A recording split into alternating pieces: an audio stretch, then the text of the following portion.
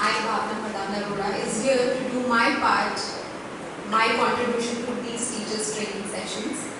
As you all have noticed that I am welcoming you all with the word managers. Are we managers? Though we have our own manager is probably on board.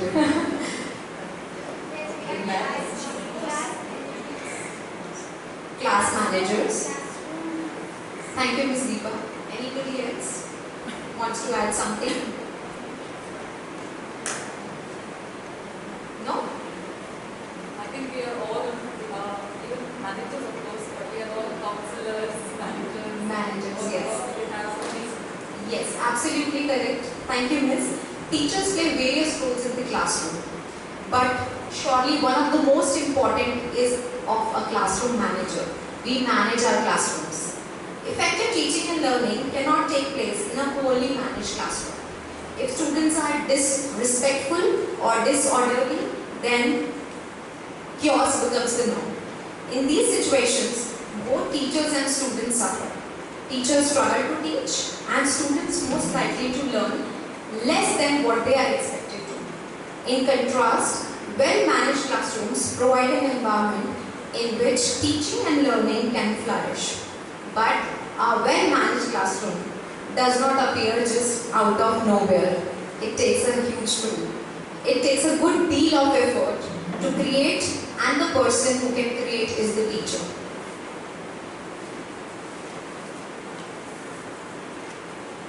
So as we are talking about classroom management, can you tell me the components of classroom management? What do we include in our classroom management? Yes, Miss Melanie. Discipline, very nice, very good. Setting the classroom rules. Setting classroom rules, yes. Having expectations. Yes, expectations, telling our students how to expect in a desirable manner. Absolutely correct. Thank you, Miss. Anyone else? Responsibility, dividing responsibility among students. Yes. Absolutely correct. Sitting arrangement. So there are three components of classroom management. Broadly, we can categorize our classroom management into three aspects. Do you know the principle of 3 C's? Okay. So we have 3 C's as content management. When we plan our content, we plan our lessons. Then we have conduct management when we try to resolve and address discipline problems in our classroom. And we have covenant management that teacher sees as a relationship to build among their own students. A relationship between a teacher and a student, between teachers, between students and students. So all these relationships are the part of covenant management. Today we are going to focus on only one aspect of classroom management, that is conduct management. So my topic for today's presentation is conduct management in the classroom.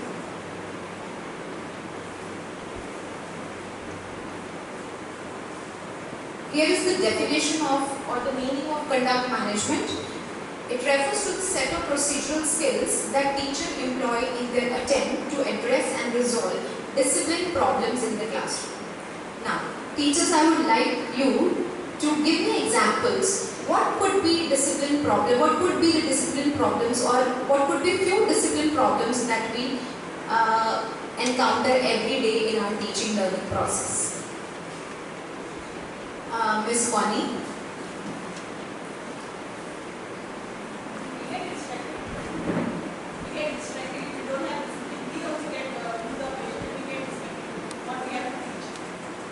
Okay, you are talking about on the part of the teachers, that teachers get distracted because of disruptive behavior of the students. My question is that, can you tell me the few examples what students do in your classrooms? No? Okay. Yeah, anyone else? Miss Andrea? They don't listen. They don't listen. They don't follow rules. Yeah, they don't listen, and that's how they don't follow, right? They don't. Okay. Yes, they don't listen. They are not active listeners. Yeah. Yes, absolutely correct. Yeah, Miss Simran. No. They talk, exactly. So here are few examples that a teacher might face in a classroom: excessive talking during instruction, getting out of the seat without permission, this we have seen many times, throwing objects, maybe chalk, right? No? Sleeping during the classroom instruction,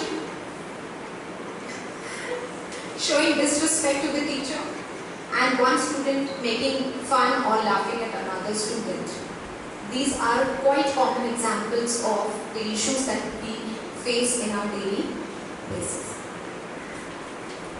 Now, before continuing further, I want you to introspect into how are we today in our classroom management techniques. Are we following classroom management techniques? Where are we standing with classroom management? So what you have to do is you have to show your fist. If you are still thinking about classroom management, you have to show one finger like this, indicates that you are extremely frustrated in your classrooms. Two fingers indicates that you are frustrated, but still you are coping up. Third, that you are surviving. Fourth, that you are pretty comfortable and things are working well in your classrooms. And fifth is your classrooms run smoothly without any disruptive behavior of the students or with very few issues. Yes. I would appreciate your honesty.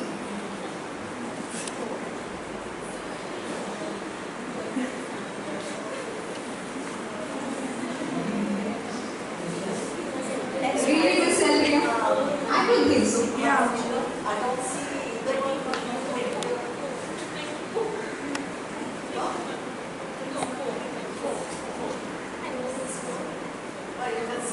somebody else. You should have your own mind. How about you, Father? How about you, Tina? Oh, I want to see. I'm very interested in seeing everyone. Thank you, teachers. Brilliant.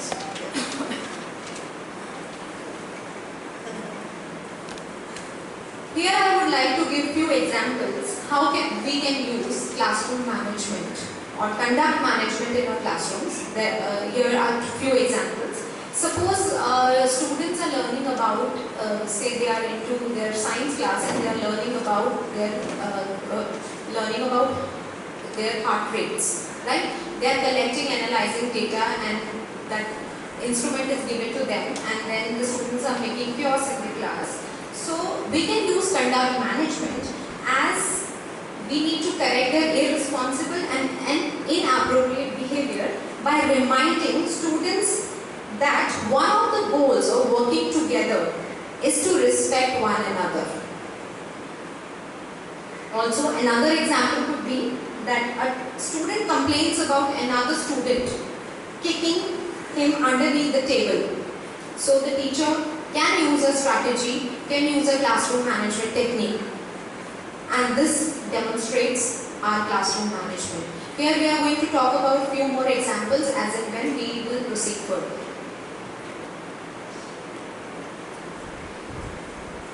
Misbehavior causes disturbances in the classrooms and make it difficult for students to enjoy the education process.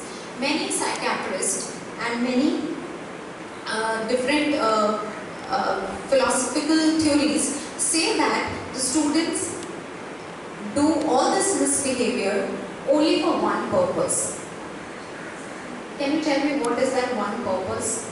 Attention. Attention, yes. The points are there, but actually it is for self-serving purpose. It's not for anyone. They are only solely concerned about themselves. They want to seek attention. So here are some points. These are few points that I have taken. There are plenty of other reasons for the misbehavior or that cause misbehavior among the students. So first is the seeking behavior. 90% of all misbehavior that is done in order to get attention. Being the center of attraction is a common desire for students. Acting out by making fun of others, talking out of turn, or simply uncooperative, being uncooperative with the teacher are few of the examples. Then desire for power. Some students who misbehave are expressing desire for more control in the classroom, and acting inappropriately makes them feel powerful. Signs of power-seeking student could include constant arguing with the teacher and refusal to follow even a simple basic rule.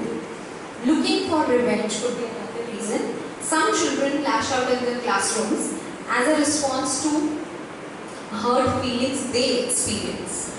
So students who misbehave for revenge may enjoy acting violently in the class. And I must say that revenge seekers are likely to perform bullying acts. Lack of self-confidence. A general fear of failure occurs when a student feels he cannot possibly live up to the expectations. These students misbehave as a way to avoid participating in anything that may lead to failure. So the fear of failure causes misbehavior. Although you can see child may completely confident with the class